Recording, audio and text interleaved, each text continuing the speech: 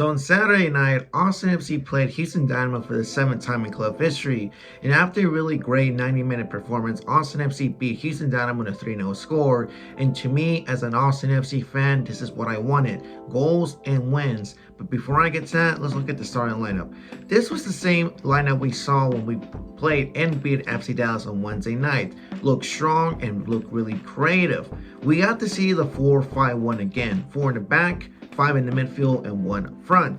We got to see Cascante and Radovanovic pair up again for the 3rd time as natural center back duos, and this is also Radovanovic's last game with Austin FC since its loan ends next Friday on June 30th. 5 in the midfield, 3 center was Driussi, as it could be played as a number 10, Danny Pereira and Owen Wolf. 2 attacking midfield players on the right side was Ethan Finley, who got the start again over Emiliano Rigoni, and Diego Fagundes on the left side. So those 2 of Finley and Fagundes could either support the number 9 as wingers, because up front was Jazzy Zardes, who got the green light again over Maxi Ruti, and our 2 fullbacks was Nick Lima and John Gallagher.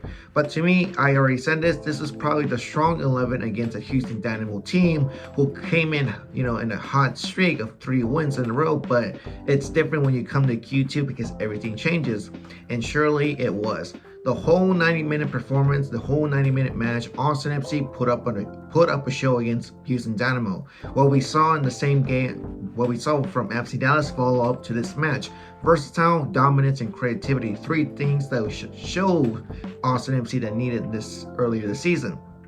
First half, Austin FC was dominant again with the ball 58% of the time during the first half.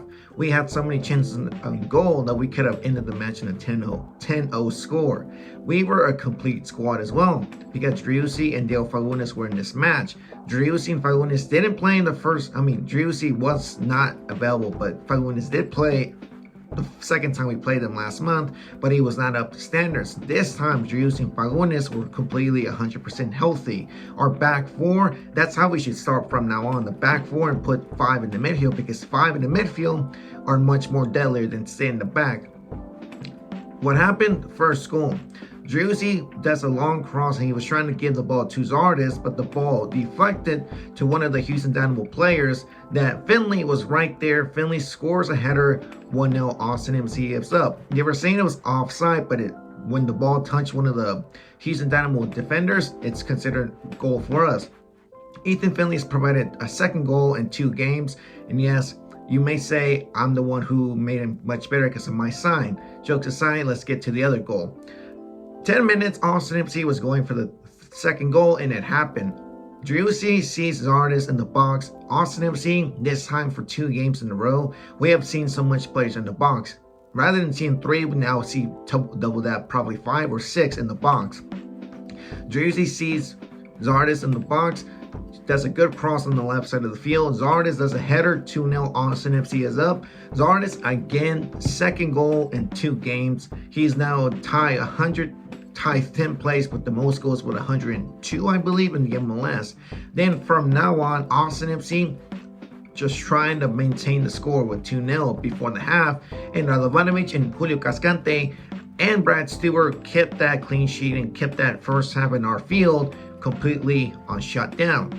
The one thing that I liked about Radovanovic in this match, probably his last game, was that he shut down Achache, because remember, Achache is the type of player who likes to be a box-to-box midfield player, somebody who likes to support the offense and defense at the same time. But no, first time Achache shot and is deflected from Radovanovic. Radovanovic looks at the north end and does like a fuck yes, but then the ball was in play, so Radovanovic was he was on time, prepared for it to happen.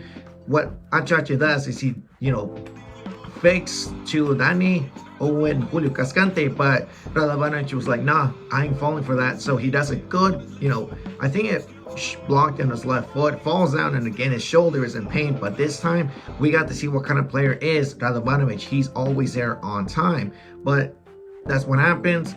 Radovanovic put Achache in his pocket the entire match.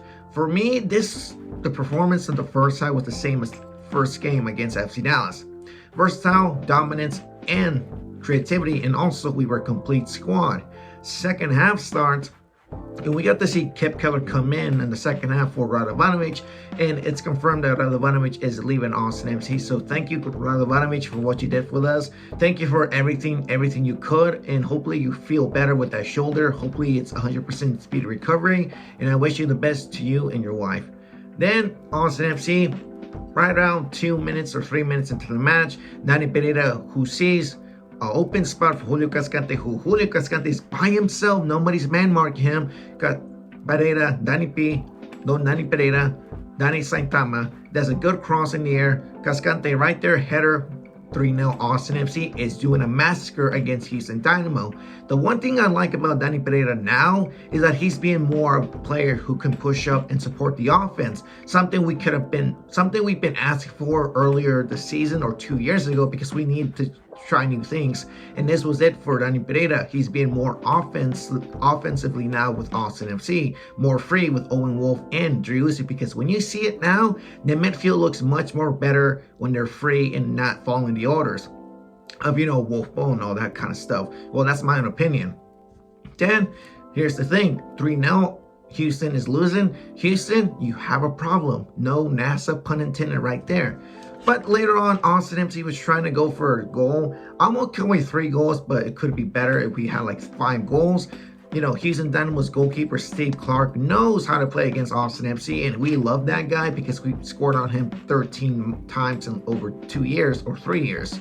But we kept the defense on lockdown. Nothing much happened from our end. We were trying to maintain a clean sheet. Achachi couldn't go through, our defense. Stu had 2 clean sheets. Basi, the guy who likes to be a penalty kick merchant, got subbed out probably in the 60th minute, so nothing much happened. Then right towards the end of the second half, Rigoni comes in for Ethan Finley, who Ethan Finley provided us 2 goals and 1 assist in the last 2 games.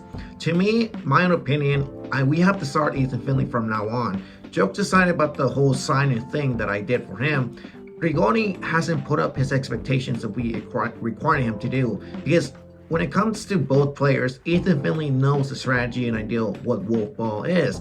He's the type of guy who doesn't score goals because wingers don't tend to do that. He's someone who likes to put pressure on players. That's an example of mine. He likes to put pressures on opponents he has to face. And when it comes to him, he always has like some good run-ups and a lot of depth, and something we need from him, from Ethan Finley. Rigoni, what have we seen, or from what I've seen, is that he's slow when it comes to his runs. His crossing is not that good. And dribbling, he's good at that, but we don't need that. We need someone who can be deadly on the right side, and that's something Rigoni hasn't provided with us. That's why we have to say from now on, start Ethan Finley over Rigoni, and that way Rigoni can understand what his mistakes are, because it's going to take a while for him to regain my confidence and my trust for him to get back on the pitch until Ethan Finley messes something up, but he's not doing that at the moment. But towards the end, Austin FC beats Houston Dynamo in a 3-0 score, what was considered another, shutout match for us. 6 goals in 2 games is really good numbers. We're kind of seeing from 2022, but we have to focus now on 2023. Player who made a difference, you could say Driussi, you could say Cascante, but I may have to say Stu, because he had some 2 clear saves. In general, our defense was showing off this entire match against Houston Dynamo. But like I said, this match showed to you that we were a complete squad, because we needed Driussi and Diego Fagundes to be 100% healthy, and that's what happened. Other than that, you guys, hopefully you understood this video. Sorry, my voice is kind of, I lost it because I was too much shouting at the game. But other than that, my name is Dynamo 17. Hope you understood this video, and I'll catch you guys on the next one.